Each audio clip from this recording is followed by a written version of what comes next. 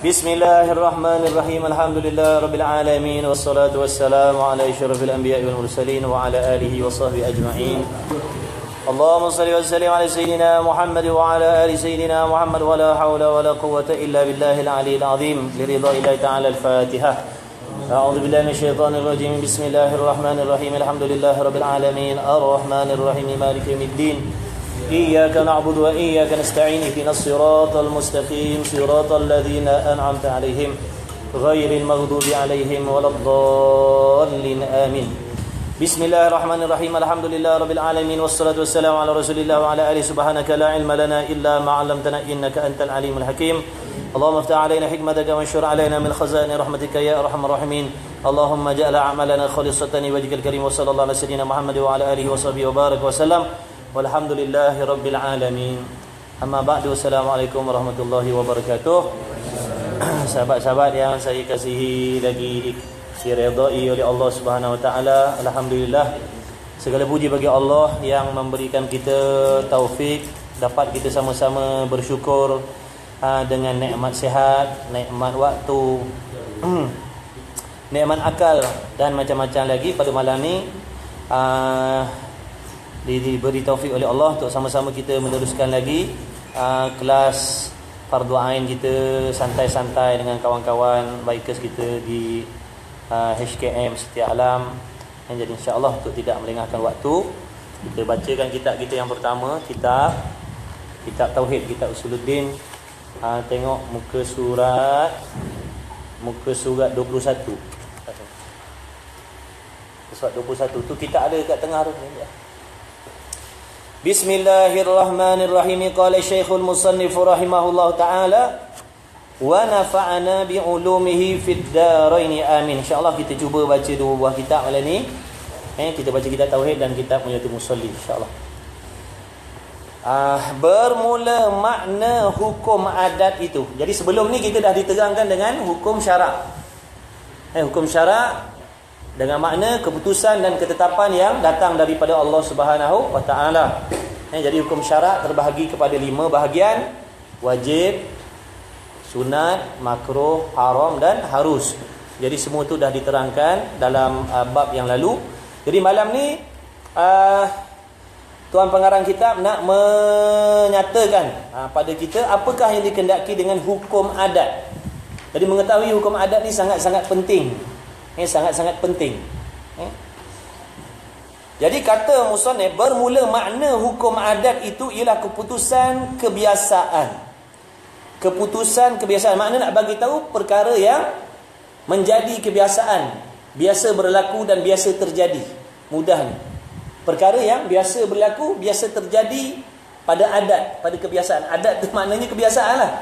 Kebiasaannya macam mana berlaku, kebiasaannya macam mana terjadi. Itu yang dimaksudkan dengan hukum adat. Iaitu keputusan yang memutus akan dia oleh seseorang dengan sebab berulang-ulang jadi dan berlaku, sekurang-kurang berlaku 2 kali. Macam mana kita nak menghukumkan perkara itu adat? Macam mana kita nak menghukumkan sesuatu perkara itu adat? Untuk kita menghukumkan sesuatu tu adat ataupun kebiasaan, sekurang-kurangnya perkara itu mesti berlaku dan berulang-ulang dengan memberikan jawapan yang sama sebanyak 2 kali.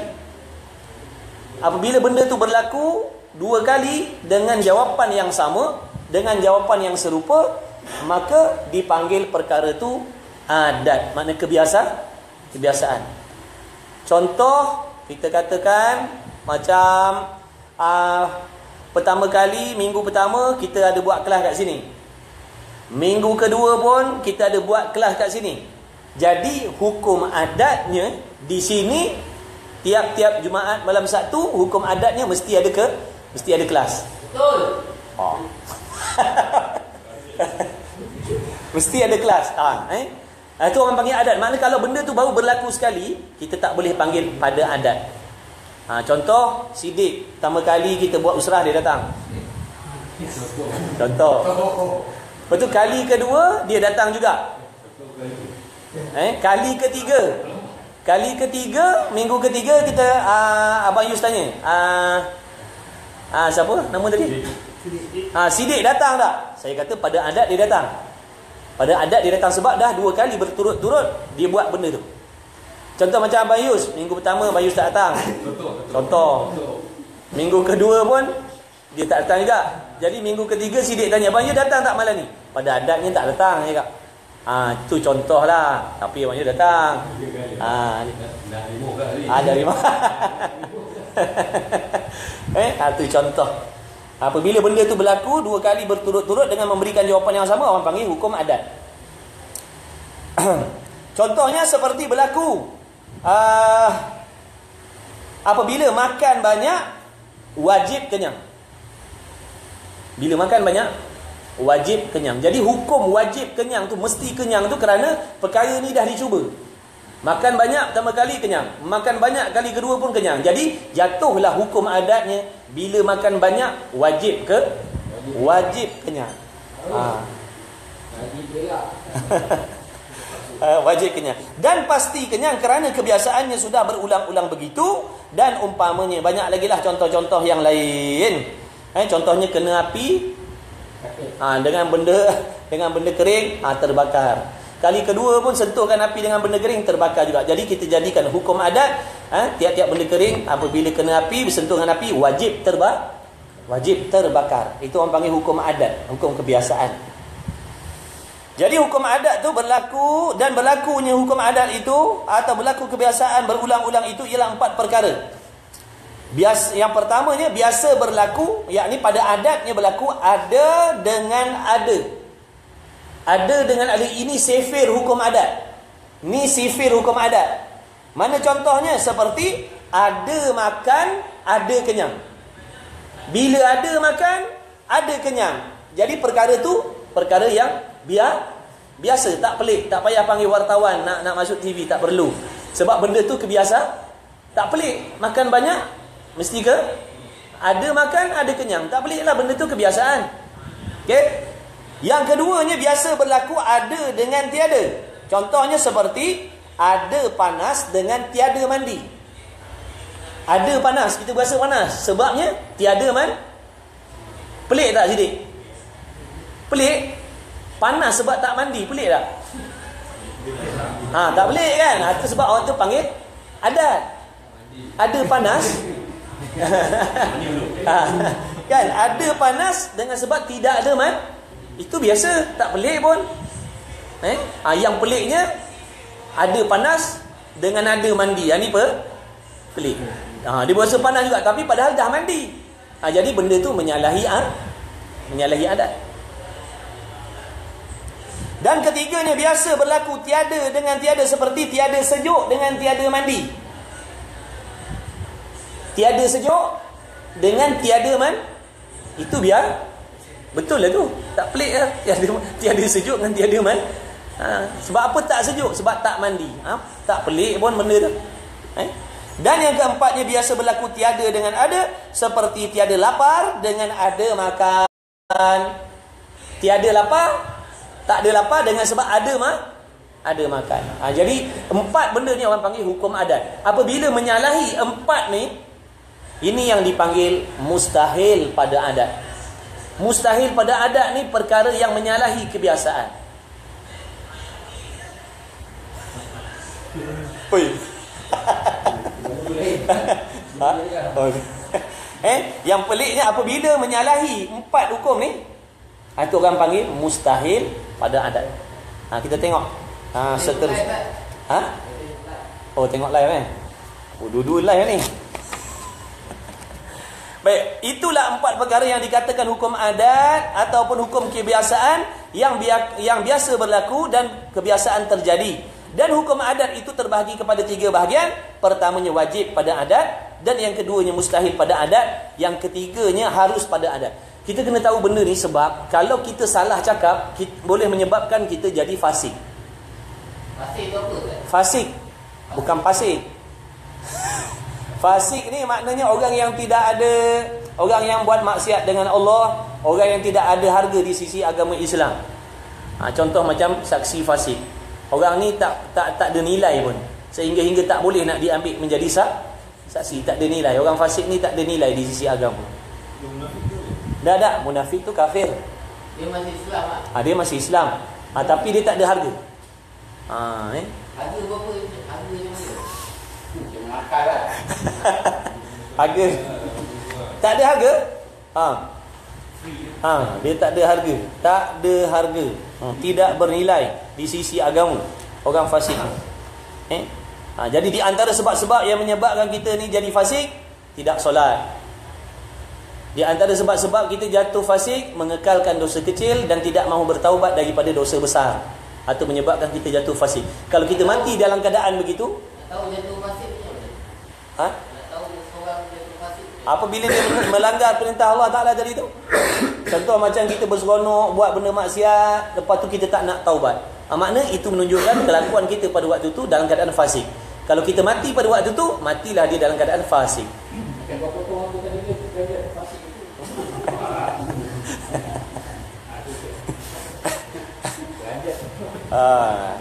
Dan baik, bermula wajib pada adat itu ialah barang yang pasti terjadi dan pasti berlaku kebiasaannya, seperti makan banyak wajib kenyang, yakni pasti ataupun tentu kenyang. Dan apabila dibakar dengan api, maka tentu dan pastilah hangus dan seumpamanya.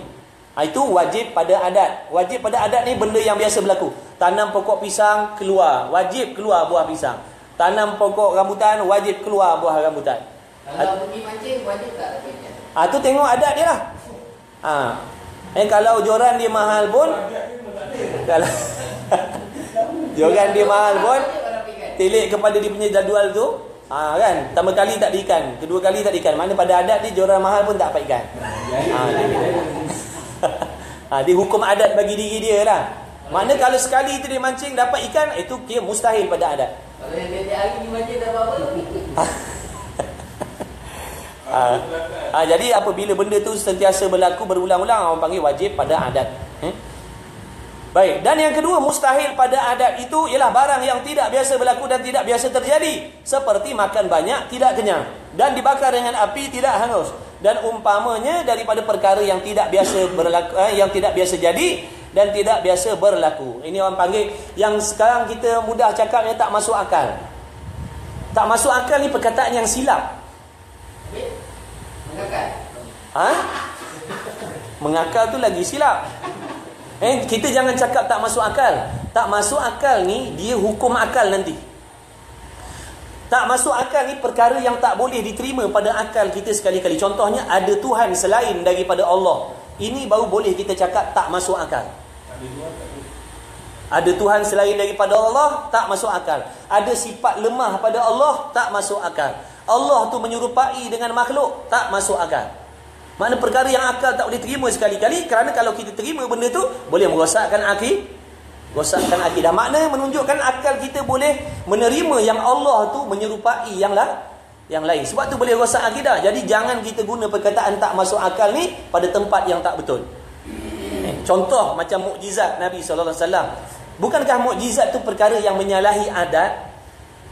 Tungkat bertukar menjadi ular, mustahil pada adat. Mana biasa-biasa tak berlaku begitu.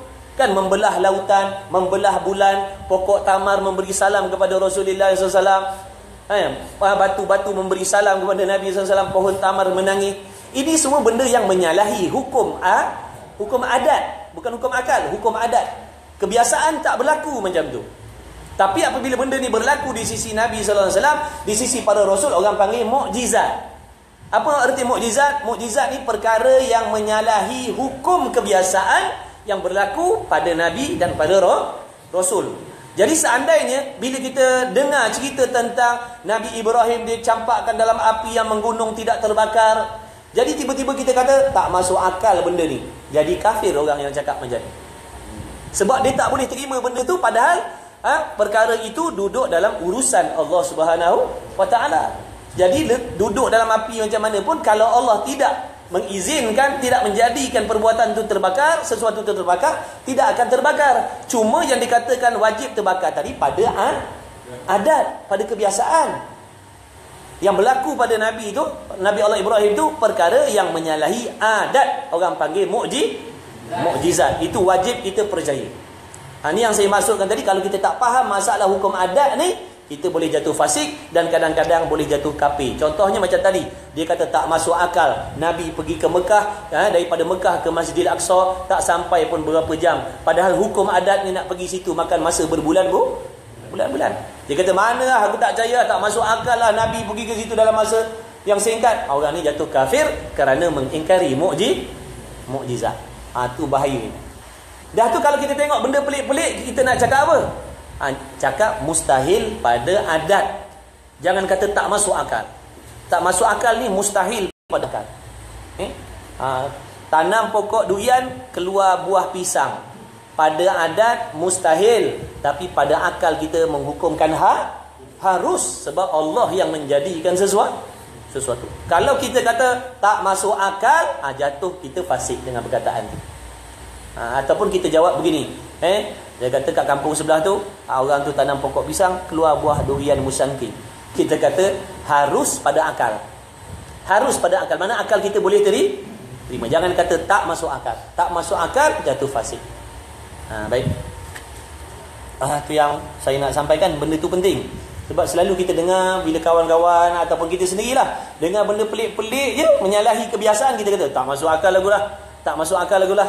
Tak masuk akal. Mana salah perkataan tu? Bukan kata tak masuk akal. Mustahil pada adat. Mustahil pada adat. Dia daripada Johor sampai ke Kedah 1 jam je.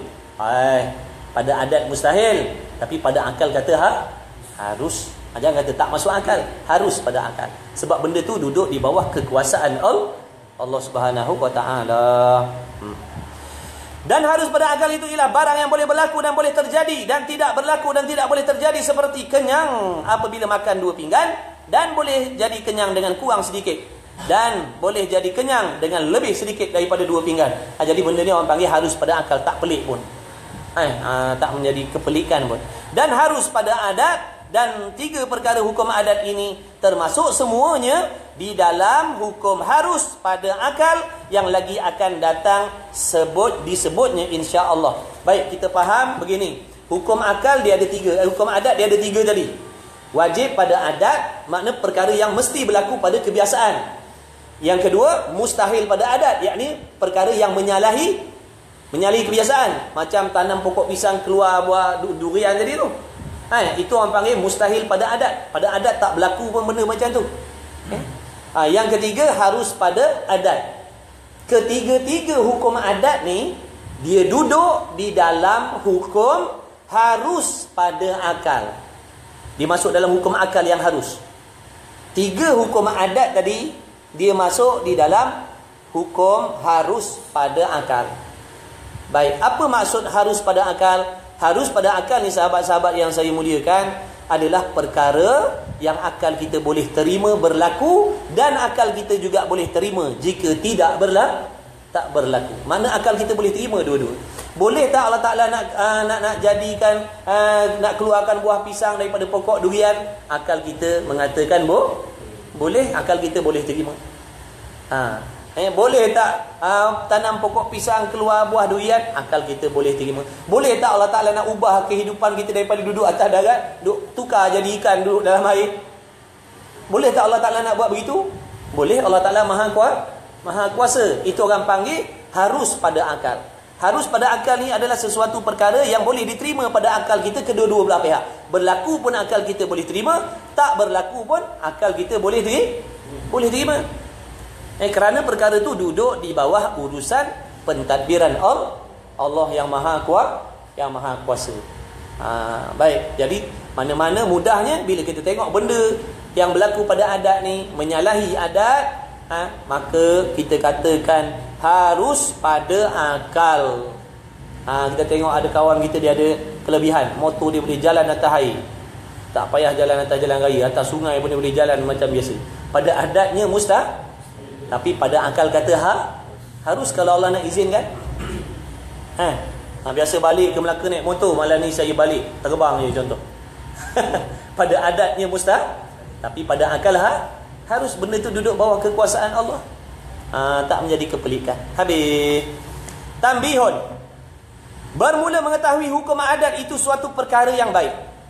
Makna kita faham hukum adat yang 3 tadi itu sangat baik dan sangat bagus. Kerana orang yang tiada mengetahui akan dia itu, terkadangnya jadi fasik. Dengan sebab tak faham hukum akal ni, dia jatuh fasik, dia boleh jadi fasik. Seperti mana contoh? Mengata seseorang dengan wajib pada adat itu ditukarkan dengan wajib pada akal. Misalnya, seorang yang memotongkan suatu tali dengan pisau yang tajam. Ada tali dan ada pisau yang tajam. Makna pada adatnya, kalau potong dengan pisau yang tajam tali tadi tu, pada adatnya wajib putus. Ini mesti putus. Tiba-tiba apabila berlaku benda macam tu, dia potong dengan pisau yang tajam tadi, tali tadi tak putus-putus wala sedikit pun. Lalu dia bercakap, tak masuk akal, kata dia. Tak masuk akal tali ni tak putus. Orang ni jatuh fasik. Sebab dia meragui kekuasaan Allah. Sebab hakikat yang memutuskan tali itu adalah Allah yang maha kuasa. Bukan tenaga yang ada pada pisau tu, bukan ketajaman yang ada pada pisau tu. Yang memutuskan tu, yang memberi mudarat itu hanya Allah Subhanahu Wa Taala. Samalah macam kita makan ubat tu cuma sebab. Yang memberi kesembuhan adalah Allah yang maha kuasa. Kalau kita beriktikad ubat tu sendiri ada kuasa menyembuhkan, maka kita telah mensyirikkan Allah. Sebab wajib kita beriktikad tidak ada sesuatu selain daripada Allah yang boleh memberi manfaat dan yang boleh mendatangkan mudarat. Yang mendatangkan mudarat hanya Allah, yang mendatangkan manfaat juga Allah. Selain daripada Allah tidak ada. Barang siapa beriktikad dalam hati dia memiliki kepercayaan ada suatu benda lain yang mempunyai kekuasaan, boleh mendatangkan manfaat seperti Allah, boleh mendatangkan mudarat seperti Allah, maka termasuklah dia dalam golongan orang yang menyengutukan Allah. Orang panggil menyengutukan sifat Allah. Diserupakan sifat makhluk dengan sifat Allah. Makna sebanding, setanding, setaraf. Ini masuk dalam erti kata syirik. Syirik ni bukan semata-mata seseorang tu percaya ada Tuhan yang lain. Walaupun dia beriktikad tak ada Tuhan yang lain, Allah sahaja Tuhan. Tapi dalam masa yang sama, dia memiliki kepercayaan bahawasanya ada sesuatu benda lain selain daripada Allah memiliki sifat sama macam Allah, memiliki perbuatan sama macam Allah. Orang ni jatuh syirik. Contoh dia beriktikad ada seorang ni dia ada kuasa boleh menghidupkan dan boleh mematikan. Padahal yang boleh menghidupkan dan mematikan ni hanya Allah. Tapi oleh kerana dia memiliki kepercayaan ada yang lain boleh macam tu, orang ni dipanggil mensyirikkan perbuatan Allah. Orang ni dah tak mengesakan Allah. Lawan bagi mengesakan, mensyirikkan. Contoh kalau kita beriktikad yang menggerakkan jentera motor kita tu adalah minyak tu. Minyak tu makhluk Allah jadikan. Tiba-tiba kita beriktikad minyak ni lah yang menggerakkan kenderaan ni, bukan Allah Ta'ala. Sebab minyak ni dikata ada kuasa. Orang ni jatuh syirik. Cuma kita kena tahu yang minyak ni cuma sebab yang beradat sahaja. Makna hukum adat, motor kita nak bergerak mesti kena tuang minyak, hukum adat. Tapi iktikad kita, kepercayaan kita yang menggerakkan itu adalah Allah, bukan minyak ni. Jadi makna kalau dia tuang air dalam tank dia, motor dia bergerak, hukum adat kata hukum adat mustahil, tapi hukum akal kata harus. Sebab yang menggerakkan tu Allah, bukan air. Yang menggerakkan tu Allah, bukan minyak tu. Ini benda ni dalam hati kita selalu. Kita hari-hari nak kena pakai iktikad ni. Hari-hari kita mesti duduk dalam keadaan iktikad yang sebenar terhadap Allah. Jangan kita menyemutukan Allah dalam hati kita. Sebab benda ni biasa berlaku. Hari-hari kita jumpa hukum adat ni, kebiasaan. Sebab tu wajib kita kena jaga akidah kita. Jangan sesekali mempercayai ada selain daripada Allah boleh memberi manfaat dan boleh memberikan mudarat sama seperti Allah. Itu penting. Penting kita kena tahu. Sebab tadi dia kata mengetahui hukum adat ni wajib. Baik, sangat baik. Kalau kita tak belajar, kita tak tahu. Kita ingatkan perkataan kita tu tak ada apa-apa di sisi agama. Rupanya perkataan macam tu boleh menyebabkan jatuh fasik dan kadang-kadang boleh menyebabkan rosak akidah.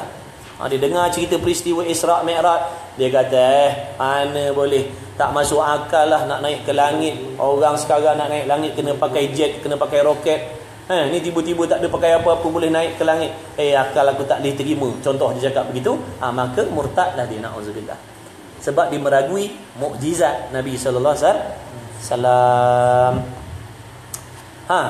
Lalu ia berkata, tak terima pada akal aku, tidak terima pada akal, tali itu tidak putus. Dan contoh yang lain pula, dan seseorang itu membakar akan kayu kering, tiba-tiba didapatinya kayu itu tidak hangus.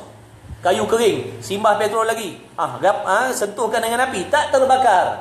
Lalu dia bercakap apa? Dia kata apa? Tak terima akal aku, ataupun tak masuk akal aku, kayu itu tidak hangus, kayu itu tak terbakar. Dia cakap apa? Tak masuk akal. Maka adalah orang yang berkata seperti itu orang yang jahil, orang yang tak tahu, orang yang tak faham dengan hukum adat. Dia tak faham dengan hukum adat. Orang yang cakap macam ni orang yang tak faham hukum adat. Sebab kalau dia faham, bila dia tengok benda yang menyalahi adat, dia takkan mengatakan tak masuk akal ataupun tak terima akal. Dia akan cakap harus pada akal. Harus pada akal. Tak terbakar, kayu yang disiram dengan petrol, disentuhkan dengan api, tak terbakar. Akal mengatakan harus, adat mengatakan mustahil. Adat kata mustahil, tak terbakar, mesti terbakar, hukum adat. Tapi hukum akal kata harus. Macam hukum adat apa lagi? Tiap-tiap bulan dapat gaji. Tiap-tiap bulan dapat gaji. Itu orang panggil hukum adat lah. Bekerja ada gaji. Bekerja ada gaji. Bekerja ada gaji. Itu hukum adat. Tiba-tiba berlaku sekali, ada bulan-bulan tertentu kerja tapi tak dapat gaji. Itu menyalahi hukum menyalahi hukum adat. Tapi akal kata harus.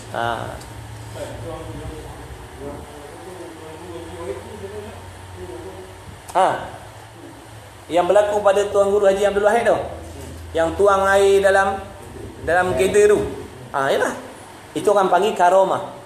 Kalau apabila benda yang menyalahi adat berlaku di sisi orang-orang soleh, orang-orang soleh itu dipanggil karomah, bukan mukjizat. Karomah, mukjizat ni pada Nabi, pada Rasul.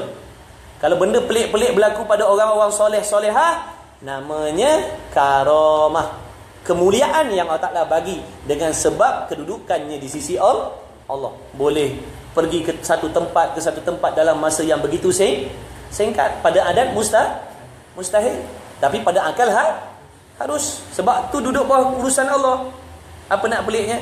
Zuhur dia semayang di Malaysia, asar dia pergi semayang kat Mekah, Maghrib dia semayang kat Madinah. Akal kata harus, adat kata mustahil. Malam ni Abang Yus ada sini, subuh kan dah ada kat Amerika contohnya. Akal kata harus, adat kata mustahil. Jadi itu namanya karomah. Kalau benda pelik yang berlaku di sisi orang kafir, orang yang tak beriman pada Allah, berlaku benda pelik-pelik juga. Contoh macam orang-orang Buddha, contoh Tok Sami itu kan, boleh duduk terapung lah, tak udara, boleh tidur atas api lah, boleh makan kaci lah, macam-macam benda pelik menyalahi adat. Itu namanya apa? Jangan kita panggil keramat. Kita ni tengok pelik je keramat. Dia kata tu Tok Cha tu keramat tu, salah letak tu. Kata Tok Cha tu keramat, salah tu. Bukan keramat, itu namanya sihir. Itu namanya sihir. Ataupun istidraj. Itu namanya sihir. Benda berlaku pada orang yang tidak beriman kepada Allah, benda pelik-pelik yang berlaku pada orang kafir, itu namanya sihir. Dia tengok kan, kita tengok kadang ada magic dalam beldi kosong, tiba-tiba dia tuang, keluar ikan kami banyak lagi.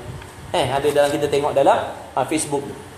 Memang pada adatnya mustahil. Pada akal kata harus. Tapi di sisi orang kafir, apabila berlaku benda tu, kita panggil sihir. Itu bukan karomah, itu bukan kemuliaan yang Allah Ta'ala bagi pada dia. Itu namanya sihir. Kalau benda pelik berlaku di sisi orang awam macam kita ni, makna kita orang biasa, bukan orang yang banyak amal, tak. Kita orang biasa-biasa. Tapi berlaku benda pelik juga. Bawa motor berlanggangan, stem roll, tak ada apa-apa pun. 299 bertembung dengan stem roll, tak jadi apa-apa pun. Stem roll tu terbalik 3 kali berpusing.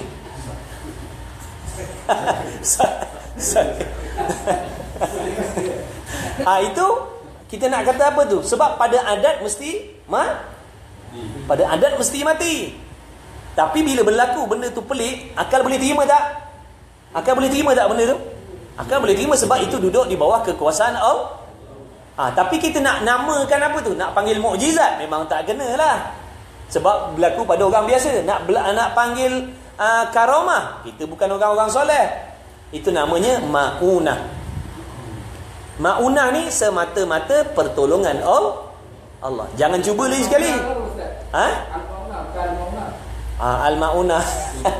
Sama lah tu. Cuma dia ambil nama tu, letak nama kumpulan. Itu ma'unah tu. Makna pelanggan lori ais tak ada apa-apa. Padahal dia orang biasa. Kadang semayang, kadang tak semayang, kadang tak mengaji. Mana orang biasa? Contohlah. Itu namanya ma'unah. Semata-mata pertolongan Allah. Jangan cuba lagi sekali. Jangan kata, ni karamat aku ni. Try lagi sekali, tahan lagi sekali. Tu bakal jenazah lah. Itu namanya ma'unah. Jadi banyaklah benda-benda sekitar yang berlaku, yang kadang-kadang kita tengok, yang kita dengar, yang kita tahu. Jadi kalau i'tikad kita betul, selamat akidah kita. Kalau i'tikad kita tak betul, rosaklah akidah kita. Walaupun jenis berita yang kita dengar, yang kita tak tengok.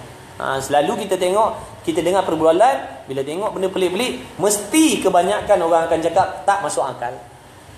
Itulah kebiasaan ni yang orang cakap. Tengok benda pelik, tak masuk akal lah, tak masuk akal lah, tak masuk akal lah. Tak salah tu. Harus pada akal. Bukan mustahil pada akal. Habislah.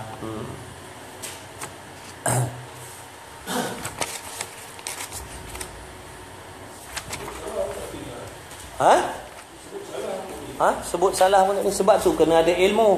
Sebab perkataan yang keluar daripada mulut kita ni pun diambil hukumnya oleh Allah. Kalau macam tu, kalau tak salah, bolehlah kita cakap apa pun yang kita suka. Nanti kita akan dipersoalkan sebab apa cakap benda-benda macam tu. Sebab tak tahu. Sebab apa tak nak ambil tahu? Aku pula aku salah kan ni. Aku juga yang kena jawab besok. Mati kita jawab ni. Nampak? Dekat dunia pun dia dah menyalah kan, nampak? Ini kat dunia ni, dalam keadaan senang-senang ni, air depan mata, berseronok lagi dia menyalahkan orang lain. Tengok, kat akhirat besok dah nampak neraka kat depan tu. Itu yang kita tak kira. Isteri tak isteri, anak tak anak, bapak tak bapak, mak tak mak. Kita akan mencari kesalahan orang lain untuk melepaskan azab kita akan cari alasan. Macam kita anak, kita akan cari alasan supaya digantikan tempat kita itu azab tu kepada mak bapak kita. Itulah yang akan berlaku pada hari kiamat besok. Siapa yang sanggup nak duduk dalam api neraka tu? Jadi oleh yang demikian, kerana terlalu azabnya api neraka tu, sanggup kita akan panggil, ya Allah, isteri aku lah punya pasal ni yang ganggu aku. Yang isteri pula, ya Allah, aku tak pandai macam ni sebab suami aku, sebab laki-laki ni dulu. Walaupun padahal waktu hidup kat dunia bukan main sayang lagi, tidur sekali, peluk macam-macam lagi.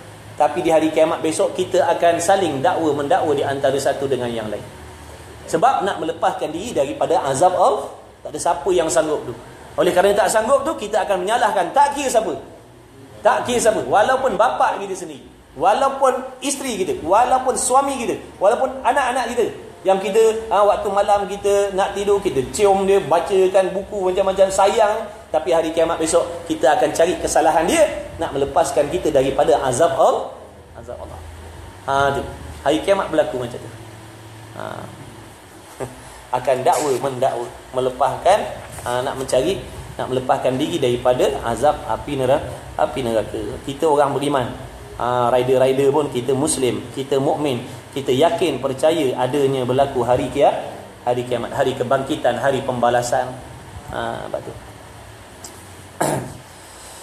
Jadi orang yang sedemikian dipanggil orang yang jahil dengan hukum adat, dan terkadang menjadi kufur. Kadang-kadang dengan sebab perkataan tadi itu boleh jadi kafir, seperti mengingkarkan, makna dia tak percaya mukjizat yang berlaku pada nabi-nabi. Seperti tongkat Nabi Allah Musa bertukar menjadi ular. Allah memerintahkan Nabi Allah Musa melemparkan. Lalu Nabi Allah Musa melemparkan tongkat itu tadi tu. Maka yang menukarkan keadaan tongkat tu daripada kayu bertukar menjadi binatang ular tadi adalah Allah yang Maha Kuasa. Bukan Nabi Allah Musa.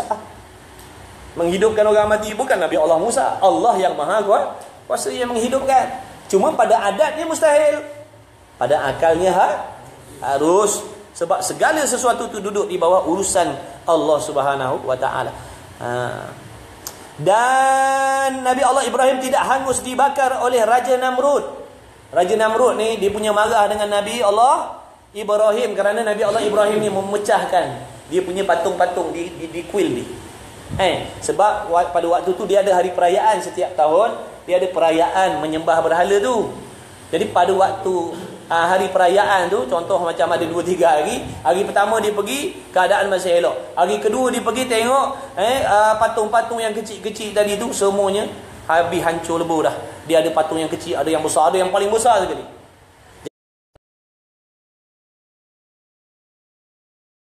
Bayang tu berapa punya banyak tu. Sampai menggunung. Sampai waktu dia nak baling kan, nak lemparkan Nabi Allah Ibrahim tu, nak baling Nabi Allah Ibrahim dalam api tu, bukan lempangan tangan ni. Dia pakai tu Angry Bird punya lastik tu. Letak Nabi Allah Ibrahim dalam tu dan dibaling. Sebab api terlalu besar, dah macam bukit dah. Tak boleh nak rapat dah. Dibaling sampai macam tu sekali. Tapi kekuasaan Allah Subhanahu wa taala sebut dalam kitab sana, tafsir sana, apabila Nabi Allah Ibrahim masuk dalam api itu, datang malaikat Jibril. Katanya malaikat Jibril, wahai Nabi Allah Ibrahim, berdoalah kepada Allah. Kata Nabi Allah Ibrahim, buat apa aku nak berdoa? Sesungguhnya Allah Ta'ala dah tahu keadaan aku. Sedia kala lagi Allah Ta'ala dah tahu dah hal keadaan apa yang sedang aku alami. Itu nak menunjukkan maqam Nabi Allah Ibrahim. Tapi tak terbakar, bulu roma dia pun tak terbakar, baju dia pun tak terbakar, kulit dia pun tak hangus. Bahkan kayu tempat Nabi Allah Ibrahim duduk dalam api tu, kayu tu bercambah kembali hidup. Bahkan Nabi Allah Ibrahim berasakan kedinginan di dalam api yang begitu besar. Itulah yang menunjukkan bukan api yang memanaskan, bukan api yang membakar, bukan api yang menghangus, tetapi Allah yang Maha Kuasa. Allah yang Maha Kuasa. Orang panggil mukjizat Nabi Allah Ibrahim. Maka kalau orang kata tak masuk akal segitu tu, rosaklah akidah dia. Dan pisau yang tajam, pedang yang tajam tidak memutuskan tengkuk, yakni leher Nabi Allah Ismail. Sewaktu ayah dia siapa? Tak ingat. Ibrahim. Nabi Allah Ibrahim lah.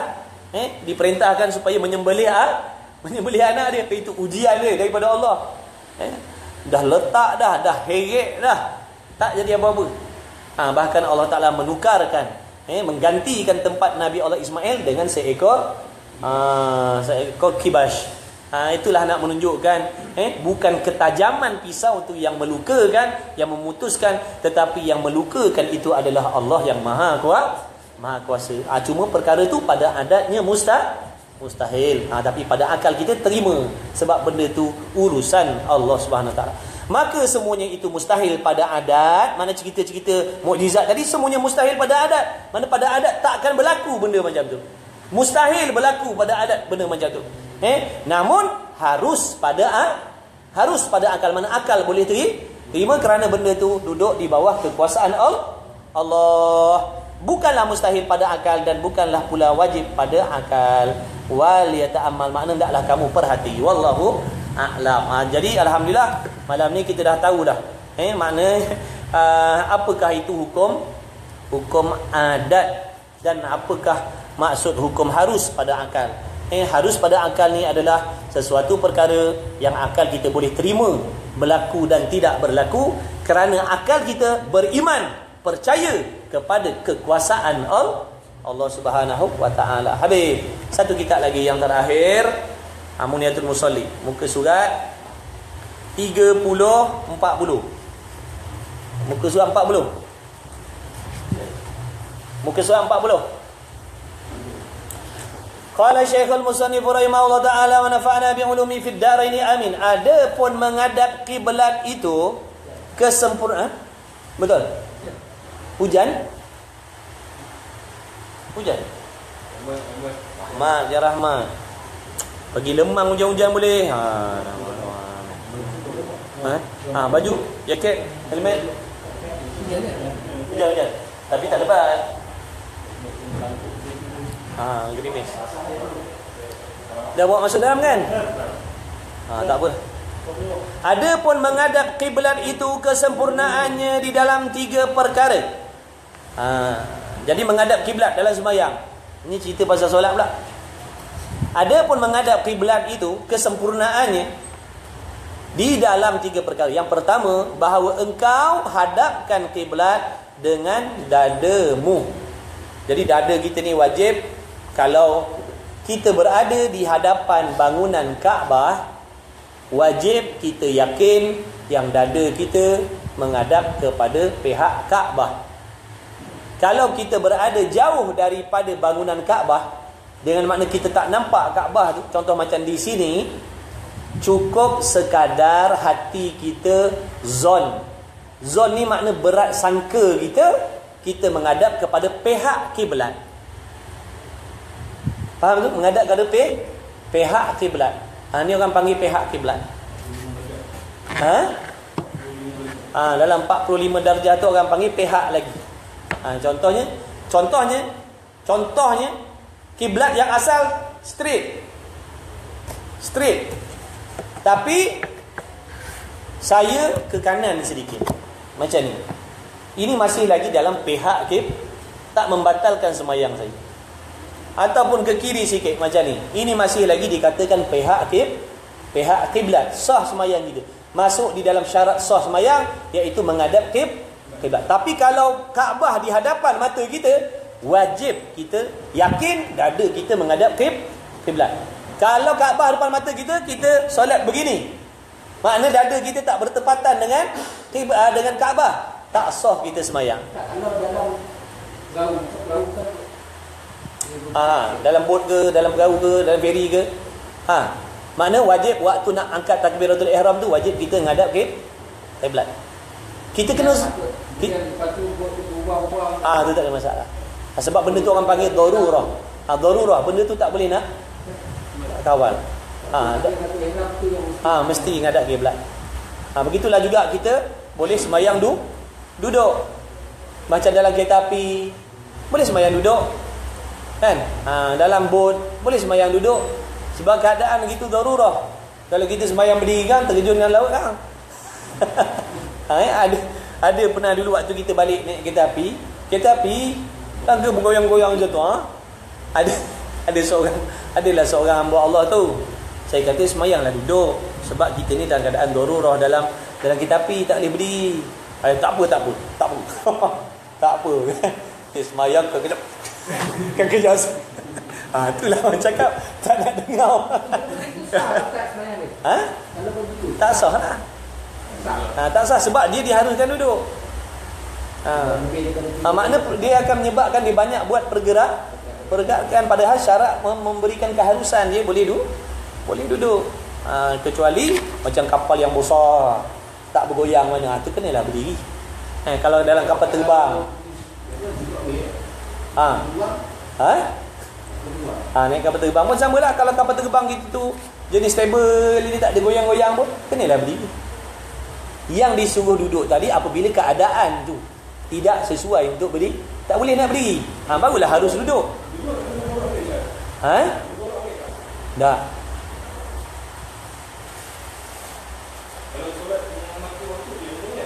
Kalau solat menghormati waktu, kena qada. Contoh kita tersangkut dalam jam. Waktu maghrib dah nak habis dah. Nak wuduk tak ada air. Ni tengah-tengah ni mana nak berhenti kan? Kita tengok waktu maghrib nak habis dah. Kita sembahyang sekadar orang panggil menghormati waktu. Orang panggil solat menghormati waktu. Sembahyanglah dalam keadaan begitu. Isyaratlah, jangan sujud letak kepala kita kat pedal minyak tu. Lama orang tengok, mana orang sebelah ni? Niat macam biasa, aku sembahyang fardu maghrib. Kalau belum mandi wajib. Pun sama lah. Pun sama lah, orang panggil solat menghormati waktu. Kata ulama, andai kata kita mati dalam perjalanan tu, tak sempat kita nak sampai ke destinasi, dihukumkan kita orang yang mendirikan sembahyang. Itu menunjukkan kita ngambil berat dengan solat. Waktu tu ganti dia. Kena qada lah bila sampai kat rumah. Kalau masih dalam waktu lagi, kita ulanglah balik sembahyang yang betulnya. Atau andai kata habis waktu, kenalah kita qada kan. Tu orang panggil solat menghormati waktu. Mana isyarat lah. Yang baca kena baca. Fatihah kena baca, takbiratul ihram kena takbir. Kena takbir Allahu akbar. Cuma tangan kita macam tu lah. Allahu akbar, baca Fatihah, baca. Sambil buat kita. Sambil bawa kereta. Makna kalau rukuk sambil bawa motor boleh. Tapi isyarat lah. Makna kalau rukuk tunduk sikit, Sami Allah liman hamidah, Allah. Makna kita mengerti pergerakan yang kita buat tu mengisyaratkan rukuk, mengisyaratkan tidak. Dah isyarat je.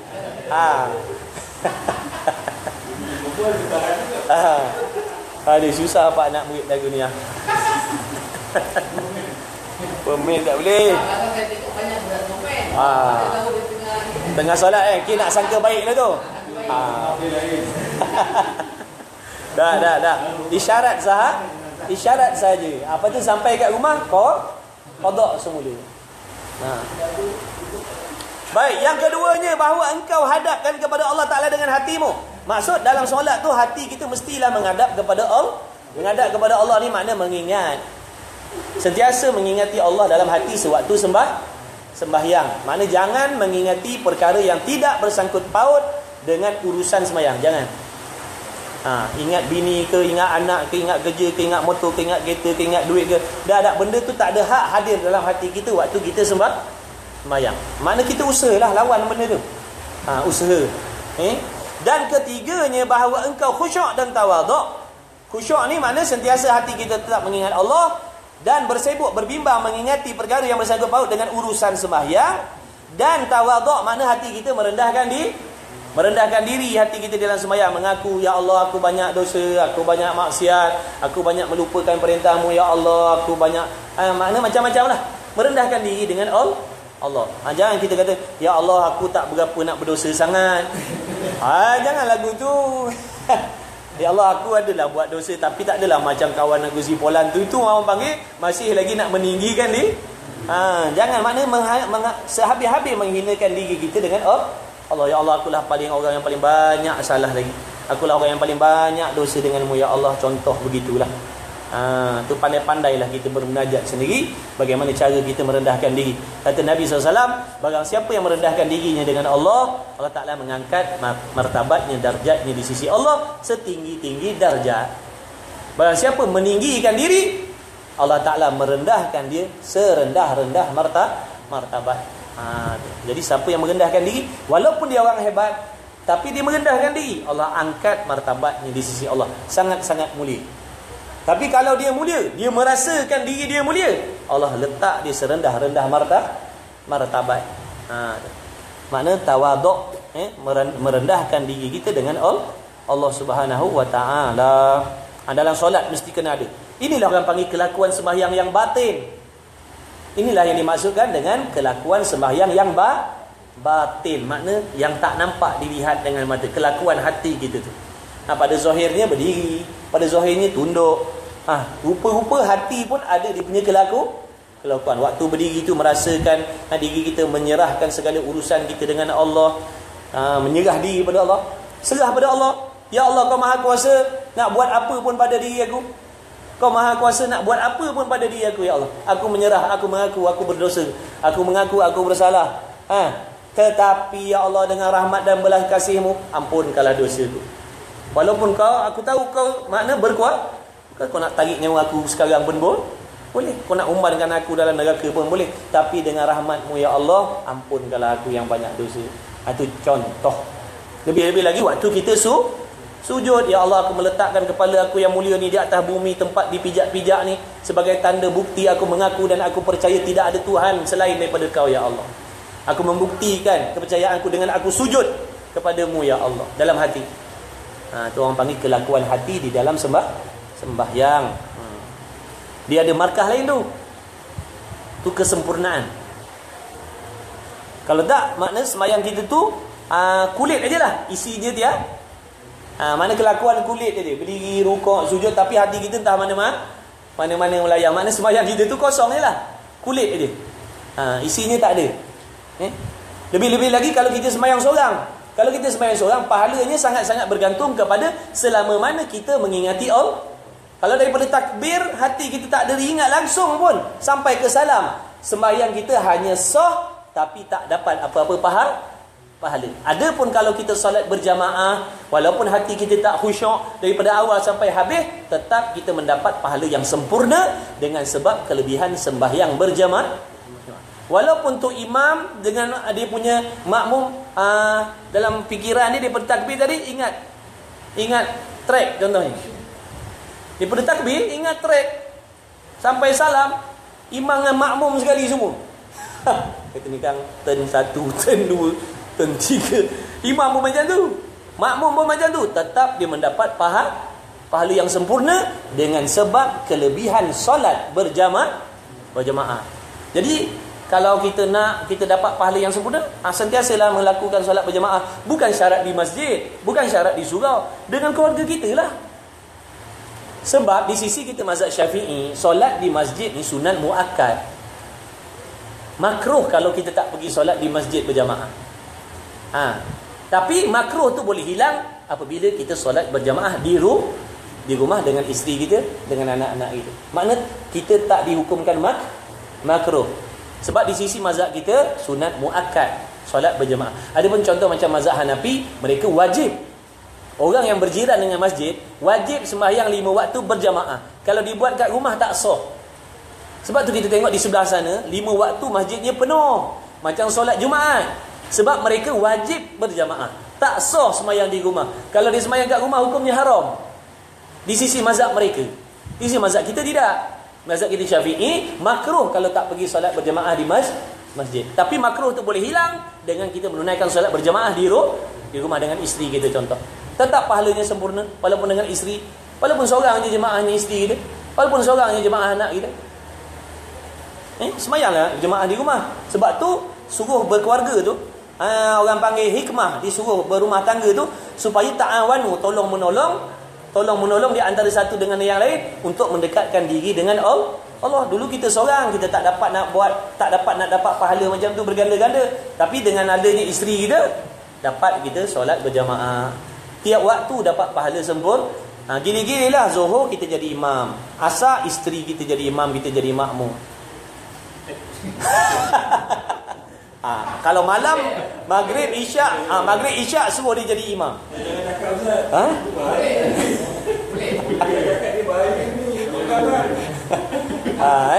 Boleh buat tapi tak sah.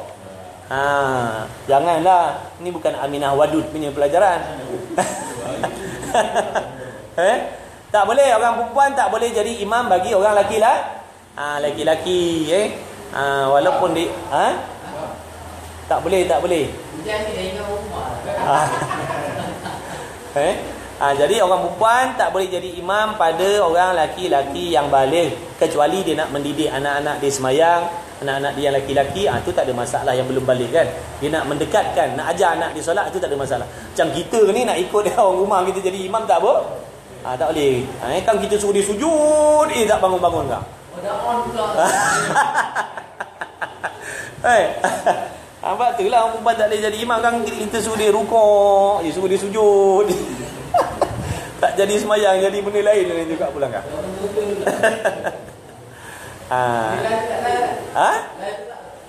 Lain. Baik.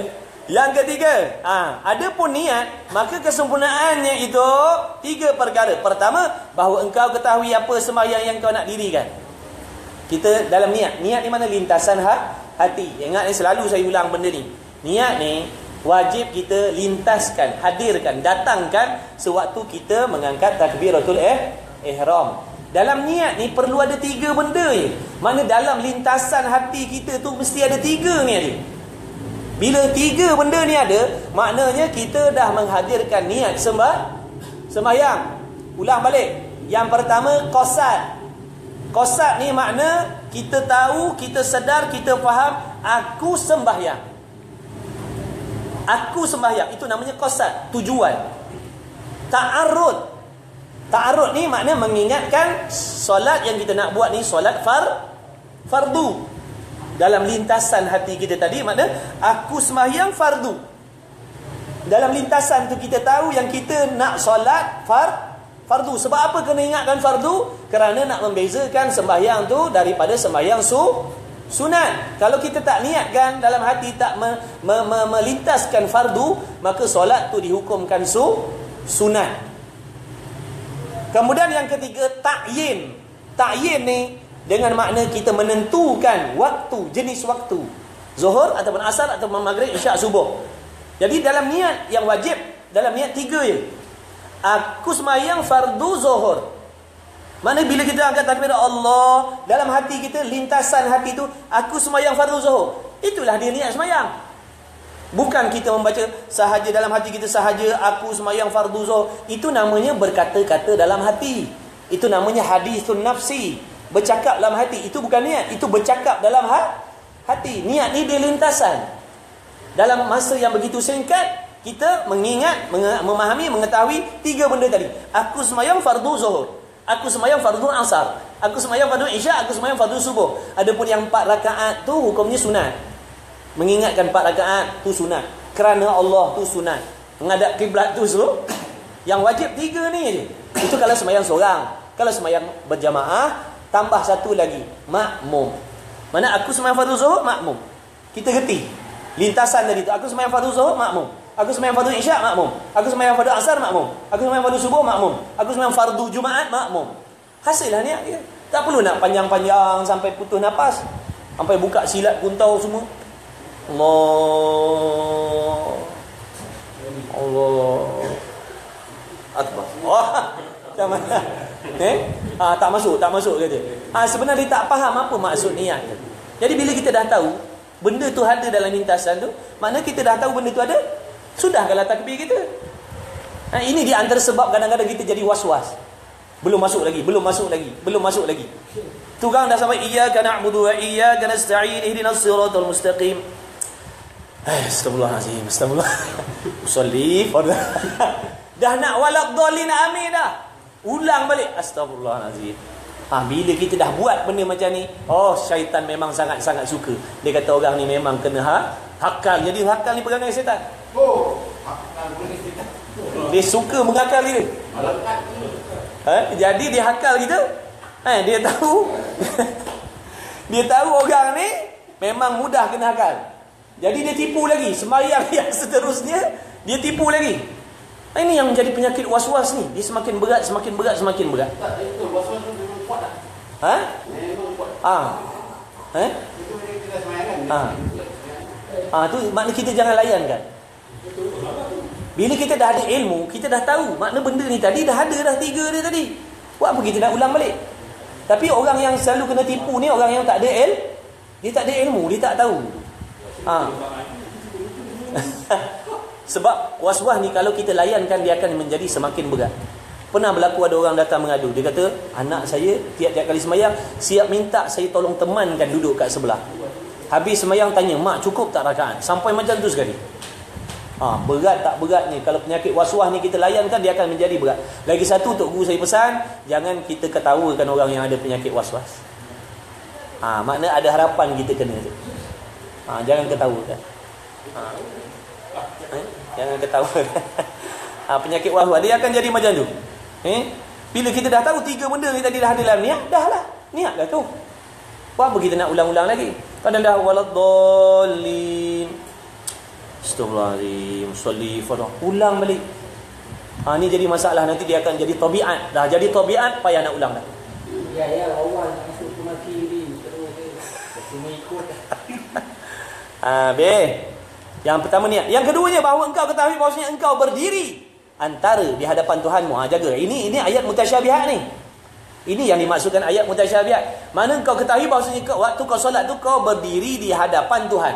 faham di situ kalau kata di hadapan beginilah. Padahal dalam ilmu tauhid, ilmu usuluddin, Allah Ta'ala itu maha suci daripada berpihak, bertempat. Jadi maksud di hadapan di sini bukan di hadapan hakiki macam ni, faham tu? Di hadapan di sini dengan makna kita sedang solat ni, waktu kita solat ni kita sedang berada di dalam ilmu pengetahuan Allah, berhadap dengan ilmu pengetahuan Allah. Bukan makna menghadap kat sini. Kalau kita solat, kita iktikad Tuhan duduk di hadapan sebelah sana, maknanya kita dah beriktikad Allah tu berpihak dan bertempat. Rosak akidah kita. Sebab berpihak bertempat ni kelakuan ataupun sifat makhluk. Jadi ramai boleh jadi orang yang tak ada ilmu tauhid, tiap-tiap kali dia solat dia beriktikad sebab apa semayang kena menghadap sana? Sebab Tuhan duduk depan sana. Nauzubillah. Jadi hati-hati. Kita menghadap kiblat tu nak isyaratkan satu agama, satu iktikad, satu kepercayaan, bukan menunjukkan Allah duduk dalam Kaabah.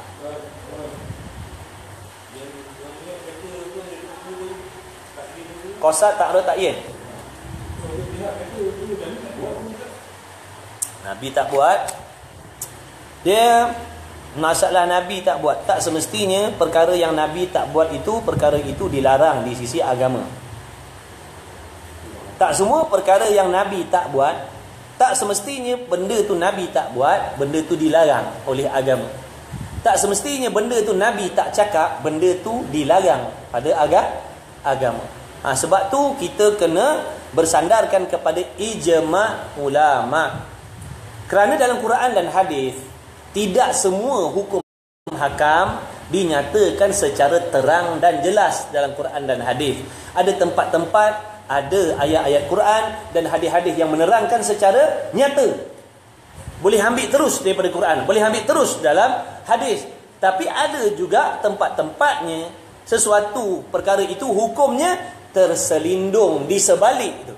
Orang panggil benda yang tersirat di sebalik ayat-ayat Al-Quran ataupun hadis. Di sinilah kita memerlukan ulama mujtahid yang sangat-sangat memiliki kewibawaan. Nak cakap pun tak kerti dah. Mempunyai ilmu yang sangat mantap, yang sangat cukup, yang dipanggil mujtahid mutlak. Mereka inilah yang bertanggungjawab mengeluarkan hukum hakam yang tidak nyata daripada Quran dan hadis. Bahkan hukum hakam tu diambil daripada apa yang difaham daripada Al-Quran dan hadis. Jadi kita kena hati-hati. Sandaran hukum hakam yang ada dalam agama ni 4. Yang terutamanya Al-Quran dan hadis. Ini memang tak boleh kita nak tolak. Di samping itu, sekiranya tidak ada hukum hakam itu secara terang dan nyata daripada hadis dan Quran, kita perlu bersandar kepada ijma' ulama dan qiyas. Orang panggil qiyas. Sebab tu zaman sekarang ni, apabila mereka tidak percaya kepada ijma', mereka tidak percaya kepada qiyas, mereka hanya memakai Al-Quran dan hadis. Sebab tu alasan mereka mudah nak mengkafirkan, mudah nak mengkufurkan apabila seseorang itu membuat sesuatu perkara yang tidak ada dalil Quran dan dalil hadis. Bila dia tengok benda tu tak ada daripada ayat Quran, benda tu tak ada daripada hadis, dia katakan bid'ah, dolalah. Nabi tak buat, Nabi tak suruh, dalam Quran tak cakap. Tak semua tak semua perkara dinyatakan sebiji-sebiji dalam Al-Quran dan hadis. Cuba cari ayat Quran ataupun hadis yang terang-terang suruh kita belajar ilmu memasak, suruh belajar ilmu memperbaiki motosikal. Cari ayat Quran dan hadis yang nyata, terang, cakap bulat-bulat benda tu. Ada dah tu. Bid'ah lah yang kita buat ni. Sebab Nabi tak pernah pun cakap, taklah kamu belajar mekanik, taklah kamu belajar matematik, taklah kamu belajar geografi, taklah kamu belajar. Tak ada pun. Dah. Banyaklah orang yang syirik macam tu.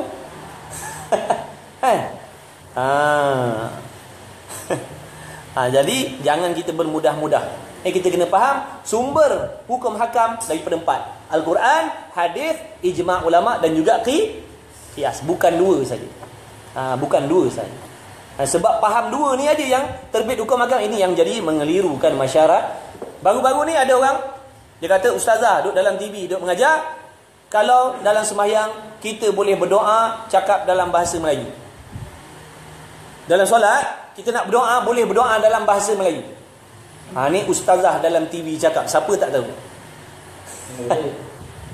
Bercakap dalam bahasa Melayu, bercakap selain daripada 3 perkara ni, hukumnya membatalkan sembahyang. Kita dah jumpa dah dulu dalam bab perkara yang membatalkan sembahyang. Tidak boleh bercakap dalam solat melainkan Al-Quran, zikir ataupun doa, mesti dalam bahasa Arab. Kalau kita bercakap walaupun kita bercakap Arab, contohnya saya pandai cakap Arab, dalam solat saya berbual dalam bahasa Arab, batal sembahyang saya. Sebab yang saya cakap tu bukan Quran, bukan zikir dan bukan doa. Ini kan pula dalam bahasa Melayu. Ini yang masalah ganggu masyarakat ni. Kalau kita nak doa dalam hati, tak kisah dalam bahasa apa pun. Hari ni kita nak doa dalam bahasa Inggeris contoh, silakan. Dalam hati tak ada masalah. Dalam bahasa India ke dalam hati, dalam bahasa orang putih ke, Cina ke, dalam hati. Waktu sujud tu kita doa dalam hati. Allah Ta'ala Maha mengetahui apa yang kita doakan dalam hati. Ya'lamu ma fis sudur. Dia mengetahui apa yang ada dalam hati kita. Yang tak bolehnya menzahirkan perkataan selain daripada bahasa Arab dalam berdoa dalam sembahyang. Tengah sujud, ya Allah, ya Rahman, ampunkanlah segala dosa kedua. Batal sembahyang kita. Batal sembahyang kita. Adapun dalam hati, tak ada masalah. Ataupun nak doa dalam bahasa selain bahasa Arab, di luar habis sembahyang doa lah, minta lah. Ini ada ustazah cakap dalam TV, tak tahu. Sebab tu jangan mengajikan TV. Orang suruh pergi surau menghadap guru. Jangan main dalam TV, dalam YouTube, dalam Google. Macam-macam ada dalam TV tu, dalam YouTube tu. Yang betul pun ada, yang sesat pun ada. Salah klik, siap kita. Hati kita ni pula, nafsu kita ni dah memang cenderung kepada benda negatif. Kita klik pula fahaman yang negatif, dia akan terus melekat ke situ lah. Klik-klik je ustaz tu kata tak wajib ganti sembahyang, terus kita ikut dah tu. Klik-klik aja ustaz tu kata apa? Tak perlu belajar, cuma memperbanyakkan amal sahaja, dah tentu kita cenderung dengan fahaman yang jenis macam ni. Sebab tu kena hati-hati. Sebab itulah kita buat program pengisian santai-santai ni, mudah-mudahan sedikit sebanyak dapat menambahkan ilmu pengetahuan kita tentang perkara-perkara yang sangat-sangat berguna yang kita nak pakai tiap hari, tiap waktu. Mudah-mudahan menjadi asbab Allah Ta'ala gerakkan kita buat benda-benda macam ni. Mudah-mudahan menjadi asbab sebagai tanda Allah Ta'ala nak menerima amal ibadah kita di sisi Allah, insya-Allah. Jadi insya-Allah setakat tu saja. Nanti kita jumpa lagi lah minggu hadapan. Mudah-mudahan Allah Ta'ala dengan keberkatan majlis ilmu kita pada malam ni, semoga segala urusan dunia dan segala urusan akhirat kita, segala hajat-hajat kita yang bangsa dunia dan bangsa akhirat, hajat isteri kita, anak-anak kita, sahabat andai kita dipermudahkan oleh Allah Subhanahu wa Ta'ala, dipanjangkan umur kita, disihatkan kita, dijauhkan daripada pelbagai jenis bala dan bencana insya-Allah. Dan mudah-mudahan kita letakkan niat kita dengan ilmu tadi itu sebagai niat yang baik, letakkan dalam hati kita majlis ilmu ni di tempat yang sangat-sangat mulia dalam hati kita. Mudah-mudahan menjadi sebab kita mendapat kasih sayang daripada Allah Subhanahu Wa Taala, dan mudah-mudahan menjadi sebab kita dikasihi oleh Rasulullah sallallahu alaihi wa alihi wasallam. Insya-Allah setakat tu saja. Jadi saya minta ampun maaf kalau ada lebih kurang. Bismillahirrahmanirrahim. Alhamdulillahirabbil alamin. Wassalatu wassalamu ala Rasulillah wa ala alihi. Allahumma rabbana fa'na bima 'allamtana, rabbana 'allimna alladhi ma yanfa'una, rabbana faqih ahlana wa qarabati lana fi dinina ma ahli kutri unsa wa dzakar. Wa sallallahu Muhammad wa ala alihi wa sahbihi wa baraka wasallam. Walhamdulillahirabbil alamin. Taqabbalallahu minni wa minkum. Inna wa minkum taqabbal ya karim. Doa-doakan kami nak balik Melaka. Ini masih hujan, kita makan dulu lah. Perut pun dah lapar kan. Mana?